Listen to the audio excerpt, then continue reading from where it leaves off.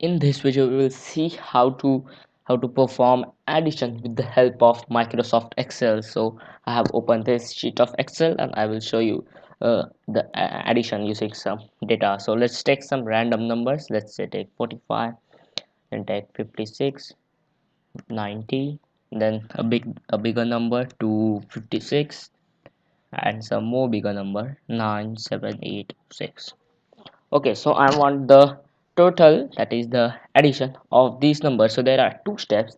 So first is the easy one. For this I will use the auto sum option. You can see to the right corner here. So for this I will first select the data, and then I will go here to the sum, and I will get the answer as 10,233. So the sum of all these numbers that I have entered here is 10,233. And now there is another option which is a longer one, but more it's more convenient for me, I guess. So 90, 56,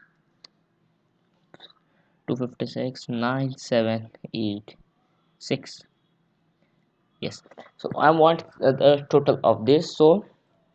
So in and it at first I will select the cell in which I want the total. So I want the total in F10th cell, and I will write the equation like this. So first is equal to, then in capital sum, then giving a round bracket, I will write the range of the data of which I want the sum, that is from this cell, that is C5, from F5 to, so I will use this symbol, to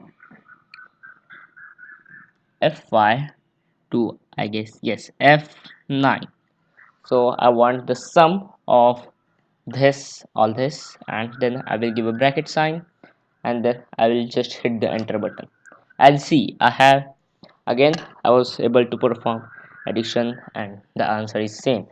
Now mostly in AutoSum you get the total of the data to the next bottom cell. However, in the second method that I shown, so I will write this second method. So, and this is my first method.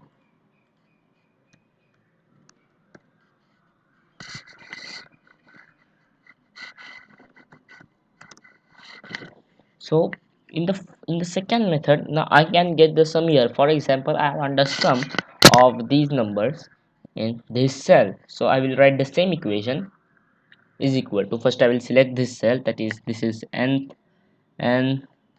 14th cell. So is equal to, then sum, because I want sum. If I write product, and then we can get the another, but that I will explain in future videos, multiplying and division, finding the percentage, etc. First let's focus on addition, that is sum. So sum, round bracket. So these symbols, you can say, are more important, like bracket and is equal to. Without those the equation won't be recognizable for the Excel.